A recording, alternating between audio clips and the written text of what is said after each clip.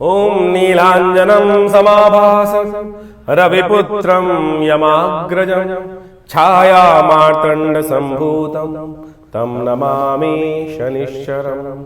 ब्रह्मा मुरारीस्त्रिपुरान्ध्रकारी भानु शशि भूमि सुतो बुधश्च गुरुश्च शुक्र शनि राहु केतव सर्वे ग्रहा शान्तिकरा भवन्तु। सर्वे ग्रहा शान्तिकरा भवन्तु। क्रूराग्रह शांतिकरा भवन्तु। नमस्कार, स्वागत है आपका आचार्य वाणी में। मैं आचार्य डॉक्टर विक्रमादित्य आपके साथ हूँ। आज का विषय हमारा है वृषभ राशि वालों के लिए शनि का ये परिवर्तन जो 30 वर्ष बाद आपके लाभ वाले भार अपने पक्के घर में आए हैं। शनि महाराज सबसे बढ़िया शनि बोला जाता है ना, ज्योतिष हम सीखते थे तब से सबसे पहले हम एक ही बात सीखते थे, शनि का अपना घर होता है 11वां भाव।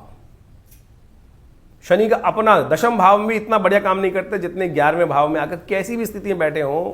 हमने तो ऐसे तक लोग देखे हैं कि ये शनि वहां बैठे होते हैं तो विशेष तौर पर अनपढ़ गवार आदमी भी यदि उस बड़े पोस्ट पे जाकर लाखों रुपए कमाने की स्थिति बन जाती है, यानी कहीं ना भूखा नहीं मारता शनि 11वें भाव में आकर। तो आपके लिए तो गोचर में यहां 2.5 साल के लिए 30 वर्ष बाद जहां आ रहा है वो वारे न्यारे करने आ रहा है। आपको शायद शुरू में समझ में नहीं आएगा, लेकिन यह पदार्पण शनि का बेस्ट आपके लिए होने वाला है। शुरू में तो वहां पंचायत नगरी शनि की, शनि के 5 ग्रह इकट्ठे एक साथ कर दिए। शनि वहां पर क्या हो गया है, सोचो बड़ी विचित्र स्थिति बन गई है। वहां पर जो ग्रहों की स्थिति है आपके 12वें भाव में शुक्र, बुध, सूर्य, राहु और साथ में, लेकिन आपके लिए समझ के चलें ये दोनों जो पाप ग्रह हैं शनि और विशेष तौर पर आपकी राशि के दृष्टिकोण राहु बात करें, ये बेस्ट जगह आ गए हैं। बेस्ट जगह ये बेस्ट जगह है। राहु तो यहां से निकल वो अभी बहुत जल्दी बदलने वाले हैं, लेकिन ये 2 महीने जो रहेंगे ना, अप्रैल और मई, ये आपके लिए बहुत बढ़िया कर सकते हैं। बुध भी वहां बहुत जल्दी हट जाएंगे, सूर्य भी बहुत जल्दी हट जाएंगे वहां से, लेकिन उसकी समझ लीजिए आपके लिए बेस्ट योग बनकर आ रहा है। तो ये योग जो है आपके लिए कई मामलों में स्थितियों को आपके कंट्रोल में लाने की स्थिति बनाएगा।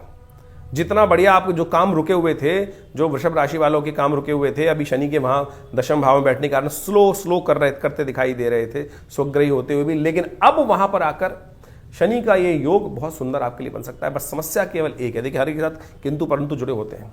11वें भाव में आपकी राशि के दृष्टिकोण से राशि बृहस्पति की हो गई है और 11वें भाव में राशि बृहस्पति की हो गई है, वो विशेष तौर पर उसका थोड़ा सा आपको निदान करना पड़ेगा, क्योंकि बृहस्पति जबकि राशि में जब भी शनि जाएंगे वो बहुत अच्छे नहीं हो सकते। क्योंकि एक बार कहा जाता है, पुरानी कथा है जो हम आपको समझाएंगे भी अभी, कि जो शनि के घर, बृहस्पति के घर में जब भी शनि जाएंगे, क्योंकि बृहस्पति ने उनको अपना शिष्य बनाने से मना कर दिया था, तब से शनि और बृहस्पति की युति बहुत अच्छी नहीं है।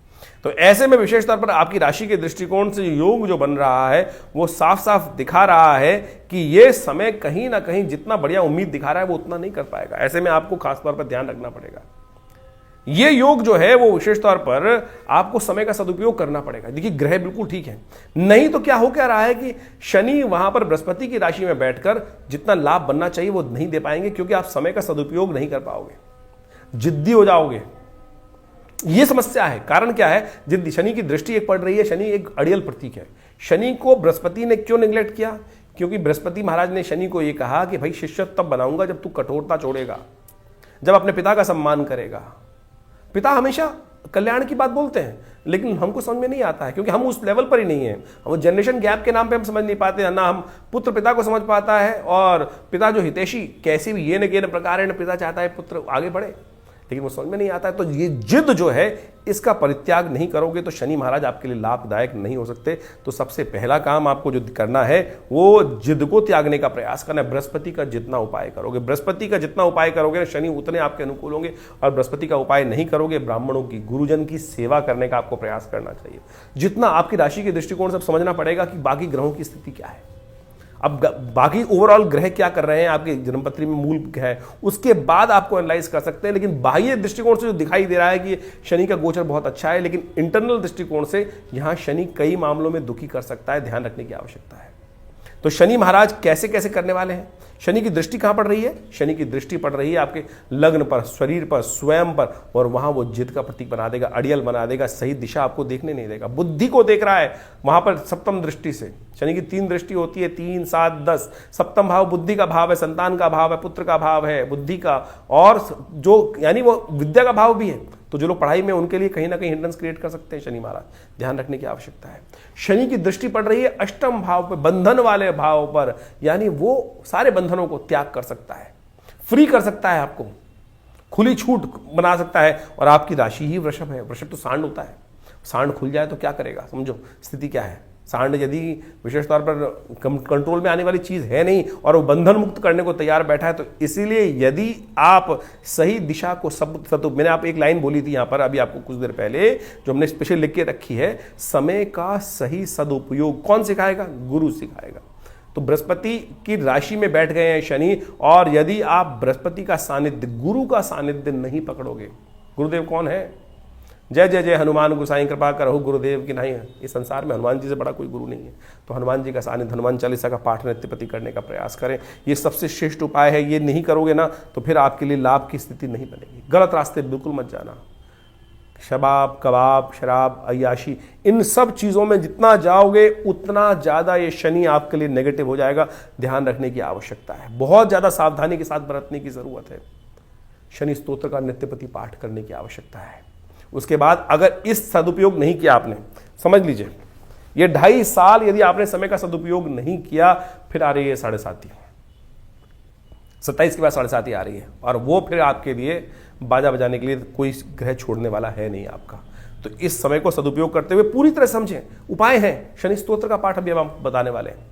शनि के मंत्र का कैसे हनुमान जी काम करेंगे, वो सारे सिद्धांत आप यदि समझ लेंगे तो आपके लिए बहुत अच्छे से योग बन सकता है। ग्रहों को ठीक करने के लिए योग बन सकता है। शनि इस वक्त बहुत सावधानी जो है, देखिए बाहर से दिखाई दे रहा है लाभ वाला स्थान है, लेकिन बृहस्पति की राशि है। यदि बृहस्पति का सानिध्य, जैसे शनि महाराज रुष्ट हो गए कि नहीं हम तो बृहस्पति के, शास्त्र के दृष्टिकोण से शनि बहुत एग्जाम लेने वाले हैं। शनि इस वक्त लाभ तभी देंगे जब एग्जाम में आप उत्तीर्ण हो जाएंगे, कर्म के अनुसार सही, बुद्धि को सही चला लेंगे। नहीं तो हमने आपको समझा दिया शनि कहां कहां फंसा सकते हैं। इन सब चीज सिद्धांतों को समझते हुए कार्य करेंगे तो अच्छा रहेगा। देखिए सबसे पहले हमें समझने की आवश्यकता यह है शनि और बृहस्पति का संबंध क्या है। शनि सूर्य पुत्र है और सूर्य देवताओं में सबसे श्रेष्ठ माने जाते हैं, साक्षात नारायण के अवतार माने जाते हैं। वहीं बृहस्पति जो है देवगुरु माने जाते हैं। कहा जाता है शास्त्र के दृष्टिकोण से अनेक कथाओं के माध्यम से इन संबंधों को समझने में, वैसे ज्योतिष के दृष्टिकोण से शनि और बृहस्पति का संबंध आपस में बहुत अच्छा नहीं। कारण क्या है? कारण यह है कि एक बार शनि महाराज जो बड़े कठोर हैं, वो हैं तो आध्यात्मिक, साक्षात देवता ही माने जाते हैं। बहुत सारे लोग उनको संज्ञा दे देते हैं कि राक्षस, अरे साक्षात देव हैं शनि महाराज, न्याय अधिकारी हैं, न्याय के अनुसार से कार्य करने वाले हैं, दंडाधिकारी हैं। तो आप समझें कि शनि को इस प्रकार से भाव करना क्रूर ग्रह माने जाते हैं और उनकी तुलना पाप ग्रह के अंतर्गत की जाती है। यानी ज्योतिष के दृष्टिकोण से जो विशेष तौर पर ग्रहों के अनुसार से प्रभाव है, उनका प्रवृत्ति है, उसके अनुसार से उनकी संज्ञा दी गई है। तो शनि महाराज जो हैं वो दंडाधिकारी हैं और कहा जाता है भगवान सूर्य के पुत्र हैं। उसके अनुसार से एक बार बृहस्पति महाराज के घर गए और बृहस्पति वो चाहते थे कि बृहस्पति उनके शिष्य बन जाए, बृहस्पति के शिष्य को प्राप्त हो, जिससे उनका ज्ञान वर्धन हो।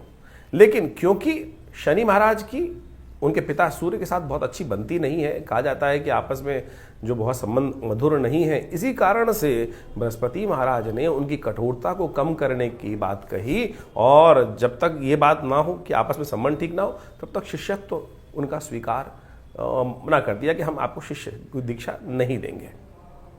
तो कहा जाता है इसी कारण से शनि और बृहस्पति की आपस में रुष्टता हुई। और जब भी ग्रहों के अनुसार से शनि इस हीन भाव को मन में लेकर हमेशा रहे, और इसी कारण से शनि और बृहस्पति का संबंध कभी अच्छा नहीं माना जाता। और शास्त्र के अनुसार से जब भी शनि महाराज की बृहस्पति की राशि में आते हैं तो कभी शुभ प्रभाव नहीं देते। दशाओं में आप समझे कि सूत्र कहा गया है कि बृहस्पति में शनि, शनि में बृहस्पति कभी अच्छा प्रभाव नहीं देता। खास तौर पर बृहस्पति की दशा में शनि का अंतर तो बहुत ही अनिष्टकारी माना जाता है। उसी प्रकार से जब भी बृहस्पति की राशियों में शनि महाराज आते हैं तो उनका शुभ प्रभाव नहीं होता है। तो इसके अनुसार से ज्योतिष के दृष्टिकोण से बहुत सारी बातें समझी जाती हैं। महाराज विक्रमादित्य के संबंध में भी एक अद्भुत कथा शास्त्र में आती है। उनके न्याय की पूरे विश्व में डंका बजता था, विभिन्न प्रकार की वैतालिक सिद्धियां भी उनके पास प्राप्त थी और न्याय तो विश्व में उनका प्रसिद्ध ही था। कहा जाता है कि एक बार शनि और बृहस्पति उनके राज्य में एक उनकी परीक्षा लेने उपस्थित हुए और जब महाराज ने न्याय किया तो उन्होंने बताया, जब सामने उपस्थित भी हुए शनि की, महाराज मैं शनि हूं, तो महाराज ने अपने न्याय में कोई कुसंगति नहीं रखी। महाराज विक्रमादित्य ने सही रूप से न्याय किया। शनि महाराज ने उनकी परीक्षा लेते हुए कहा कि महाराज आपने आज मेरे खिलाफ जाकर न्याय दिया है, तो जब मेरा समय आएगा तब मैं आपको बताऊंगा कि किसका प्रभाव क्या होगा। जब महाराज विक्रमादित्य की शनि की महादशा शुरू हुई, शनि का अशुभ प्रभाव शुरू हुआ, तो उनके राज ज्योतिषियों ने कहा कि महाराज आपका शनि खराब आने वाला है, तो ऐसे में आपको सावधान हो जाना चाहिए। और कहा जाता है कि जब राजा की कोई शनि की कोई भी ग्रह की अशुभ दशा होती है तो उसका पूरा प्रभाव उसके राज्य पर भी पड़ता है। तो महाराज ने कहा कि मैं कुछ दिन विश्राम ले लेता हूँ, संन्यास में चला जाता हूँ, क्योंकि मेरे कारण से मेरी प्रजा का कोई अहित ना हो। तो अपने साथ जाते जाते कुछ काशापण ले गए थे। एक जगह छोले खाने के लिए कहा जाता है, चने खाने के लिए उन्होंने कुछ काशापण वहाँ उस दुकानदार को दिए। वो काशापण भी कोयले के बन गए, महाराज को बर्तन मांजने पड़े। आप समझें, ये स्थिति है कि जब शनि खराब आता है तो विशेष तौर पर किस प्रकार का जीवन में प्रभाव उत्पन्न होता है। तो हमें आप समझें कि हमें शनि के यथाउचित प्रभाव से आपके जीवन में जो शनि का प्रभाव समझते हुए कि आपकी राशि के अनुसार से किस प्रकार का प्रभाव रहा है, उसके अनुसार से उनके उपाय भी करने का प्रयास करना चाहिए। शनि के अनेक उपाय दिव्य शास्त्र में वर्णित हैं, अनेक मंत्र शास्त्र में उपस्थित है। वेद के अनुसार से शनि का एक मंत्र है जो रुद्र अष्टाध्यायी में आया है, शन्नो देवी रविष्ट्रयापो भवन्तु पीतये शन्नो रविष्ट्रवन्तुनः। इस मंत्र का वैदिक मंत्र, शनि का ये वैदिक मंत्र है, इसका यथाउचित भाव से जप करना चाहिए। शनि का तंत्रोक्त बीज मंत्र है ओम प्रांग प्रींग प्रोंग से शनिश्चराय नमः। बहुत सारे लोग बात करते हैं कि बात भाव पूछने का प्रयास करते हैं, कितना जपे महाराज। देखिए, वैसे तो तुलसी बाबा ने कहा एक घड़ी आधी से पुनियाद तुलसी संगत साध की हरे कोट अपराध। लेकिन उस भाव से कि जब मनसा वाचक तीनों रूप से एक होकर, यानी अपनी श्रुति को एक बनाकर उस परमात्म तत्व में जाकर लक्ष्य सिद्धि के लिए मन वचन और कर्म तीनों को एक कर कर उस श्रद्धा भाव से एक सेकंड के लिए भी वो मंत्र जप करेंगे तो उसका प्रभाव हो जाएगा। लेकिन वो एक सेकंड, एक क्षण, एक पल कैसे प्राप्त होगा, वो प्राप्त करने के लिए भी तो समय चाहिए, इतना ध्यान चाहिए, इतना विश्वास चाहिए, इतना अभ्यास चाहिए। वो हो नहीं पाता है। तो इसीलिए कहा गया कि जो 1.25 लाख जप करो, 5 लाख जप करो, 10 लाख जप करो। वैसे शनि की संख्या जो है, जब अशुभ प्रभाव चल रहा हो महादशा में, तो 19 लाख मंत्र जप करने की शास्त्र में प्रमाणित बात की गई है। तो इतना मंत्र जप करने से ही उसका नेगेटिव प्रभाव, इस कलिकाल में तो मंत्र जप की संख्या कई गुना अधिक बढ़ा दी गई है, तो उसको जप करना चाहिए, तब जाकर उसका प्रभाव, नेगेटिव प्रभाव दूर होता है। तो आप जितना हो सके चलते फिरते उठते बैठते किसी भाव में इन शनि के मंत्रों का जप करें। शनि को मनाने के विभिन्न उपाय शास्त्र में वर्णित हैं। वो सब उपाय हम आपके समक्ष रख रहे हैं, आपकी राशि के अनुसार से बता रहे हैं। लेकिन फिर भी शास्त्र में अनेक जो उपाय बताए गए हैं उनको भी हमें समझना चाहिए। उन उपायों के अनुसार से यदि कार्य करेंगे तो जीवन में बहुत सारे कष्टों को दूर कर सकते हैं। शनि को मनाने के लिए हमने अनेक शास्त्रों का अध्ययन किया, बहुत सारी चीज़ों को निकाल के प्रयास किया। में सबसे श्रेष्ठ है शनि स्तोत्र, हनुमान चालीसा, सुंदरकांड का पाठ, हनुमान जी को चूल्हा चढ़ाना, शनि के मंत्र का जप करना। दशरथ कृत शनि स्तोत्र तो अपने आप में अद्भुत ही है। वो दशरथ कृत शनि स्तोत्र किस प्रकार से पाठ किया जाता है उसको हम करके दिखा देते हैं आपको। कहा जाता है कि महाराज दशरथ जो हैं वो देवासुर संग्राम में जब जा रहे थे तो रास्ते में शनि के दर्शन हुए, और उस समय उन्होंने शनि के दर्शन का लाभ लेते हुए, क्या होता है आमतौर पर जब शनि महाराज कहीं रास्ते में किसी के पड़ते हैं तो कुछ रास्ते में क्या होता है, लोग रास्ता बदल देते हैं। लेकिन महाराज दशरथ ने उस वक्त महाराज शनि की प्रार्थना करी, और दशरथ कृत शनि स्तोत्र शास्त्र में वर्णित है। यदि उसका नित्यपति आप एक बार भी पाठ कर लेंगे, यह हमने अपने अनुभव से देखा कि यदि एक बार भी उसका पाठ कर लिया जाएगा तो कैसे भी शनि की महादशा का अशुभ प्रभाव हो वो जीवन से दूर हो जाता है। शनि स्तोत्र इस प्रकार से है, ओम नमः कृष्णाय नीलाय क्षितिगंध निभाय च नमः कालाग्नि रूपाय कृतांताय च वै नमः नमो निर्मांस देहाय दीर्घमश्रुजटाय च नमो विशाल नेत्राय शुष्कोधर भयाकृते नमः पुष्कल गात्राय स्थूल रोमणे अथ वै नमः नमो दीर्घाय शुष्काय कालं दृष्ट नमोस्तुते नमस्ते कोडर आक्षाय दुर्निरीक्षाय वै नमः नमः घोराय रौद्राय भीषणाय कपालिने नमस्ते सर्वभक्षाय बलिमुख नमोस्तुते सूर्यपुत्र नमस्ते अस्तु भास्करे भयदाय च अधोदृष्टे नमस्ते अस्तु संवर्तक नमोस्तुते नमो मंदगते तुभ्यं निरस्तंशाय नमोस्तुते तपसा दग्धदेहाय नित्यं योगरताय च नमो नित्यं सुदार्ताय अतृप्ताय च वै नमः ज्ञानचक्षु नमस्तेस्तु कश्यपात्मजसूनवे तुष्टो ददासि वैराज्यं हृष्टो हरसि तच्छणात् देवासुरमनुष्याश्च सिद्धिविद्याधरोरगा त्वया विलोकिता सर्वे नाशं यान्ति समूलतः प्रसादा कुरु मे देव वराहोऽहम् उपागता एवं अस्तु तदा सौरिग्रहराजो महाबलः। तो ये शनि स्तोत्र है।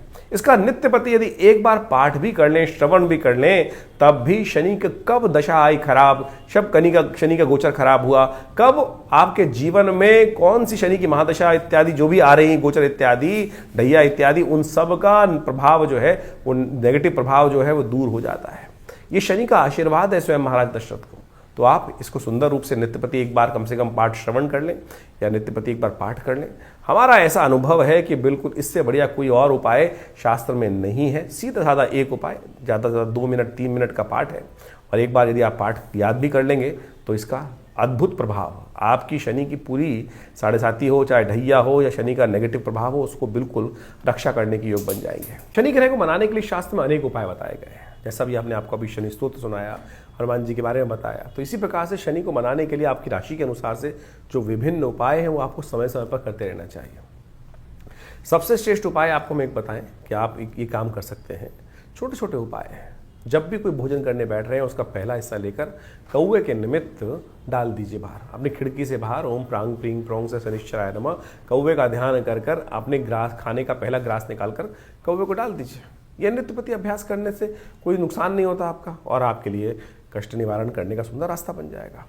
हो सके तो शनि के बीज मंत्र, जैसे हमने आपको बताया था, ओम प्रांग प्रींग प्रोंग से शनिश्चराय में इसका स्तव कर लीजिए। एक और प्रयोग हम बताते हैं आपको। हनुमान जी का विशेष तौर पर शनि के साथ संबंध रहता है, तो हमने एक बहुत अद्भुत दिव्य प्रयोग निकाला। हनुमान जी के बीज मंत्र को शनि के बीज मंत्र से संपुट युक्त करने के उपरांत यज्ञ करें, और उसका जब भी कर लें तो बहुत अच्छा रहेगा। जैसे ओम हंग हनुमतये नमः, ओम प्रांग प्रींग प्रोंग से शनिश्चराय नमः, ओम हंग हनुमतये नमः, ये एक हुआ।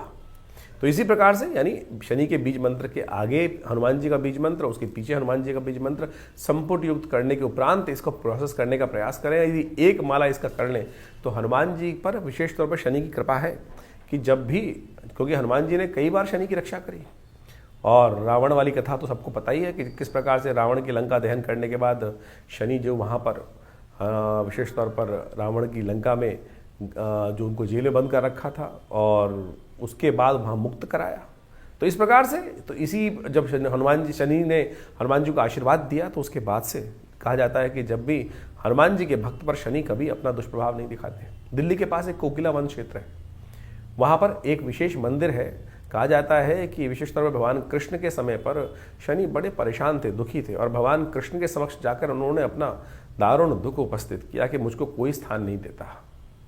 तब भगवान कृष्ण ने अपने ब्रज क्षेत्र के अंदर कोकिला वन क्षेत्र में शनि को वहाँ स्थापित किया है। कहा जाता है कि शनि के वहाँ दर्शन कर कर, शनि की वहाँ पूजा कर कर, शनि पर वहाँ तेल चढ़ाकर जो भी जीवन में शनि के कष्ट हो रहे हैं उनसे निवृत्ति का सुंदर मार्ग बन जाता है। तो शास्त्र में अनेक जगह इस प्रकार के सुंदर तीर्थस्थल हैं, उन सबको प्रमाणित शास्त्र में किया गया है, शास्त्र की कथाओं के अनुसार से। तो अनेक अनेक उपाय शास्त्र में वर्णित हैं। आप उन सब उपायों को करके बहुत सारे कष्टों को दूर कर सकते हैं। हनुमान चालीसा का पाठ तो नित्य प्रति चलते फिरते उठते बैठते करेंगे तो शनि के जो विशेष नेगेटिव प्रभाव है उनसे आपके जीवन के कष्ट दूर होने के योग बन जाएंगे। काली गाय को भोजन कराना, काली उड़द का दान करना, साबुत वाली काली उड़द है उसका दान करना, 1 कटोरी लेकर दान कर दीजिए। तेल का दान करना छाया पात्र में। और एक बात और ध्यान रखें, दान किसको किया जाए।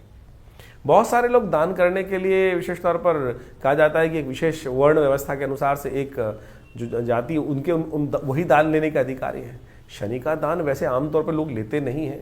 पुराने ज़माने में केवल एक ही वर्ग था, वो विशेष तौर पर उसी के लिए कहा जाता है कि शनि का दान लेने के लिए वही लेते थे, क्योंकि शनि का दान लेने के बाद पचाएगा कौन।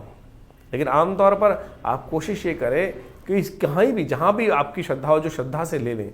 अश्रद्धा के साथ यदि कोई दान ले रहा है आपका, तो उस दान का कोई फायदा नहीं है। वो दान प्रमाणिक हो ही नहीं सकता।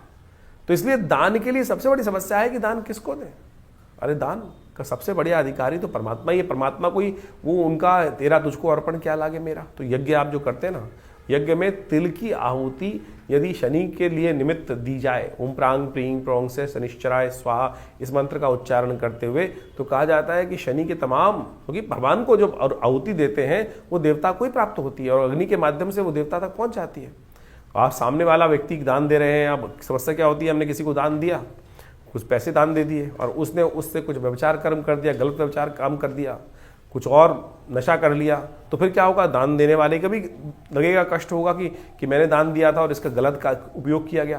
तो ऐसे में हमें ध्यान रखना चाहिए। तो सबसे श्रेष्ठ जो हमारे शास्त्र में कहा गया है कि देवता के निमित्त यज्ञ करें। यज्ञ में तिल का संबंध शनि के साथ बहुत बढ़िया से कहा जाता है और काले तिलों का के द्वारा शनि के निमित्त जो आहुति प्रदान करेंगे इस प्रकार से, इस मुद्रा के द्वारा। शनि की विशेष तौर पर एक मुद्रा भी है, यहाँ बताना प्रयास करते हैं हम। शनि का जो भी मंत्र जप करें या शनि आपकी कुंडली में नेगेटिव प्रभाव कर रहा है तो उस समय इस मुद्रा का अभ्यास करें। ये सबसे बड़ी आकाश मुद्रा जो है, सबसे ये उंगली आपके हाथ में जो उंगलियां हैं, ये बृहस्पति की उंगली है, शनि की उंगली है। शनि की उंगली को अंगुष्ठ के अग्रभाग से जोड़ देने से ये आकाश मुद्रा बन जाती है। शनि के तमाम मंत्रों का जप करते हुए इसी मुद्रा का अभ्यास करना चाहिए। शनि की आहुति भी इसी मुद्रा से देने का प्रयास करना चाहिए। और हमारे हमने विवेकानंद योगाश्रम में तो इस प्रकार के आयोजन समय समय पर करते ही हैं। अभी शनि जयंती आएगी और शनि जयंती पर हमने 100 पाठ हनुमान चालीसा के रखे हुए हैं। बड़ी विचित्र स्थिति है, लोगों ने ऐसी स्थिति बना दी शनि के नाम पर तेल दान करने के लिए 100 तेल के टीन दान करवा दिए जाते हैं और उसको जमीन में डाल दिया जाता है। ऐसी क्या फायदा शास्त्र के अनुसार से? शास्त्र में इस प्रकार की चीजें वर्णित नहीं है। दान करने के बाद उसको कहीं ना कहीं उपयोग क्यों होना चाहिए चीज। बड़े बड़े मंदिर बना रखे हैं लोगों ने कहीं विभिन्न जगहों में, और उनसे पूछा जाए तेल का क्या करते हो तो कई जगह कहा जाता है कि वो तेल हम जमीन में डाल देते हैं। अगर जमीन में भी डाल रहे हैं वो तेल बोरिंग कर तो जमीन को आप खराब कर रहे हैं।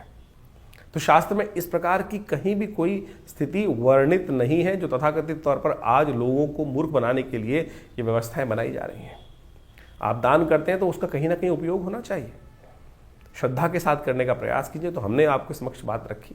तो ये सीधे साधे उपाय, जैसे ये आकाश मुद्रा है, इसका नित्य प्रति अभ्यास कीजिए। शनि का कैसे भी नेगेटिव प्रभाव होगा बिल्कुल ठीक होने के रास्ते बनेंगे। तो अभी हमने आपकी राशि के अनुसार से विभिन्न प्रकार की कथाओं के माध्यम से इस बात को आपके समक्ष रखा है। तो कोशिश ये करें, इन छोटे छोटे उपायों को अवश्य करने का प्रयास करें। धीरे धीरे आपके जीवन से कष्ट दूर होगा। शनि जब बहुत परेशान कर रहे हो तो तुलादान सबसे श्रेष्ठ है। अपने वजन के बराबर सतनाजे का दान लेकर, 7 अन्न उसमें काला उड़द जरूर होना चाहिए, गरीबों को दान कर दीजिए। कहा जाता है शरीर रक्षा के लिए और शनि के विभिन्न नेगेटिव प्रभावों को दूर करने के लिए दान सबसे बढ़िया और श्रेष्ठ माना जाता है। तो इसको करने का प्रयास कीजिए। तो देखिए, धीरे धीरे इन सब चीज़ों को करेंगे तो आपके लिए अच्छा योग बनेगा, कष्ट निवारण का योग बनेगा। और विशेष तौर पर अपनी जन्मपत्री का अच्छे शोध करा लें कि क्या आवश्यकता है। हर राशि के अनुसार से, हर जीवन के अनुसार से आपकी जन्मपत्री में क्या मुख्य कारण बना हुआ है, किसके कारण से जीवन की समस्याएं आ रही हैं। आप जो वस्त्र धारण करते हैं उसका भी प्रभाव है। आप किनके लिए, जो आप ये बात समझने की आवश्यकता है कि जो हम वस्त्र धारण कर रहे हैं किनके लिए लकी है, किनके लिए अनलकी है। सारी चीज़ें एक ही व्यक्ति के लिए लकी नहीं हो सकता है, भाग्यशाली नहीं हो सकता है। किसी के लिए कोई मार्ग भाग्यशाली है, किसी के लिए कोई मार्ग भाग्यशाली है। उसके लिए पूरी तरह से शोध की आवश्यकता है। आपकी जन्मपत्री को अच्छे से विश्लेषण कर चीज़ों को ग्रह योगा योग देखकर कि कौन सा चीज़ आपके लिए अच्छी दिखाई देती है, कौन से रंग के वस्त्र आपको पहनने चाहिए, कब पहनने चाहिए, कब नहीं पहनने चाहिए।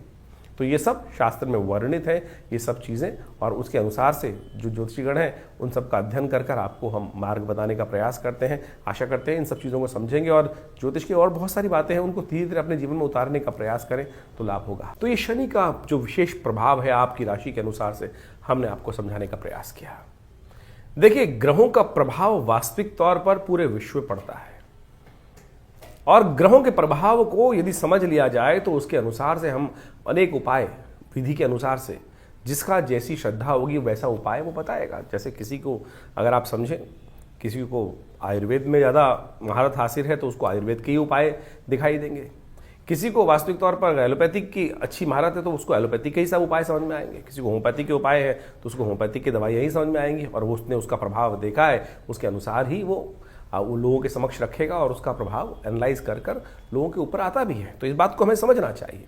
तो ज्योतिष के अनुसार से, हमारे अध्ययन के अनुसार से हमने जितने उपाय शास्त्र में जहाँ जहाँ जिस प्रकार से हमने करके देखे, पिछले करीब अनेक वर्षों से बहुत सारे जो लोग आते हैं उनके ऊपर देखा, अपने ऊपर देखा, अपने परिवार के ऊपर देखा, समस्त समाज के ऊपर देखा, तो हमने वही उपाय आपके समक्ष रखे हैं। इसके अलावा भी हजारों प्रकार के उपाय हैं, लेकिन उपाय विशेष तौर पर इस प्रकार से करने चाहिए कि जिससे मन दुखी ना हो, कि संसार में किसी को उसका नेगेटिव प्रभाव ना उपस्थित हो।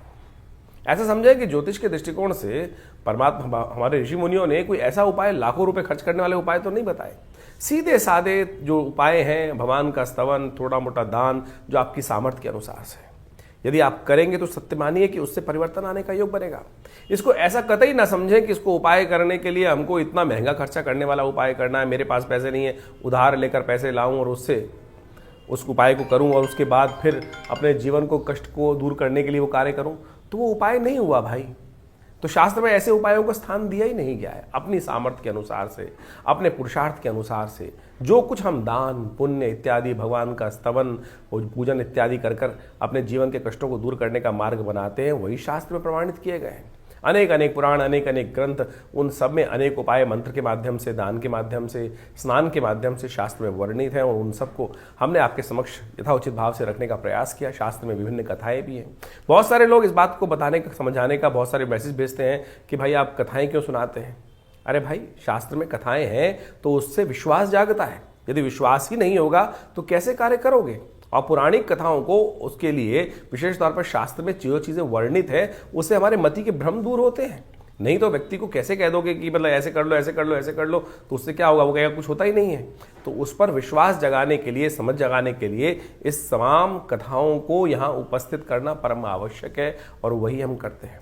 इसके अनुसार भी गोचर का प्रभाव तो आप देखते ही हैं, जो राशि के अनुसार से हम बताते हैं। बहुत सारे लोगों का मत ये होता है कि राशि के अनुसार से आप बताते जो हैं वो संसार के समस्त 12 लोग 12 कैटेगरी में ही पड़ सकता है। देखिए, गोचर का प्रभाव तो राशि के अनुसार से ही बताया जाएगा और अनेक अनेक सिद्धांत हैं, या तो राशि के अनुसार से या लग्न के अनुसार से उसको पढ़ा जा सकता है। अब जो हम लोग जर्नल वे में यहाँ समझाने के उपस्थित कर रहे हैं, प्रयास कर रहे हैं, वो राशि के अनुसार ही गोचर का, इंडिविजुअल जन्मपत्री को आप यहाँ सोशल मीडिया लेवल पर नहीं डिस्कस कर सकते हैं। उसके लिए तो आपके अपनी एक समय चाहिए, व्यवस्था चाहिए और टाइम चाहिए, उसके अनुसार से आप समझने का प्रयास करें। लेकिन फिर भी गोचर का प्रभाव तो जर्नल है और उसको उसके अनुसार से समझा जा सकता है और वो उसमें कहीं कोई गलत बात नहीं है। तो उसको आप समझें, उसका प्रभाव अपने अनुसार से उस चीज़ को समझेंगे तो देखिएगा परिवर्तन का योग अच्छे से बना सकते हैं आप। ये उपाय जितने हमने बताए इसका अवश्य प्रयास कीजिए। हाँ, जो उपाय मंत्र संस्कृत के हैं उनका संस्कृत का उच्चारण बिल्कुल ठीक से करने का प्रयास करना चाहिए, तो ही उसका पूर्ण प्रभाव प्राप्त होगा।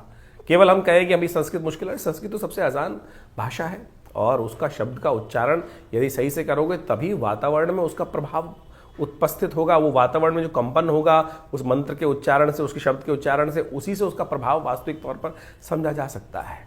ज्योतिष को वास्तविक तौर पर जीवन में उतारने के लिए बहुत सारे आयाम हैं। आपकी जन्मपत्री, आपके हाथ की रेखा, आपके शरीर विज्ञान के अनुसार से शरीर में कौन कौन से जो चिन्ह हैं उनका क्या प्रभाव है, उनके अनुसार से शुभ हैं या अशुभ हैं, आपकी जन्मपत्री में आने वाले योग हैं कब फलीभूत होंगे।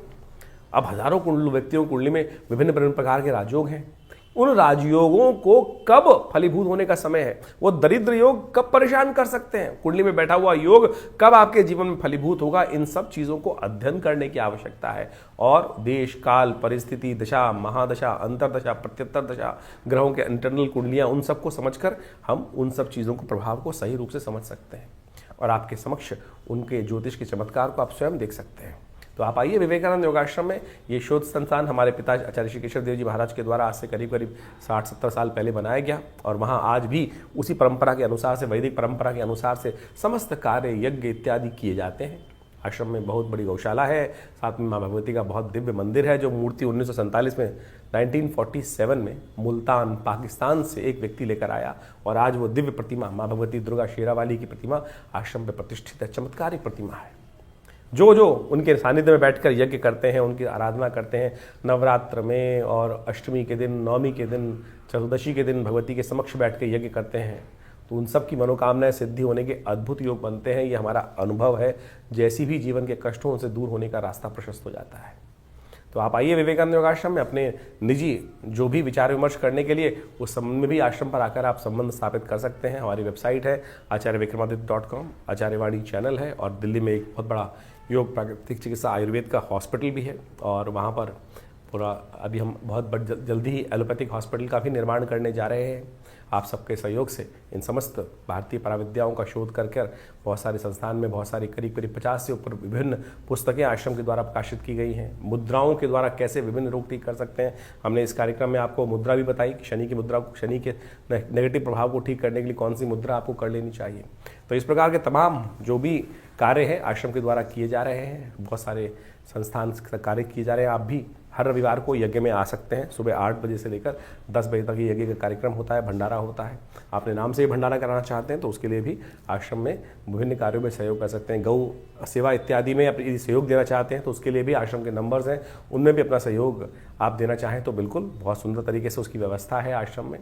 तो आप आइए, विवेकानंद योगाश्रम दिल्ली में स्वागत है। धन्यवाद, नमस्कार।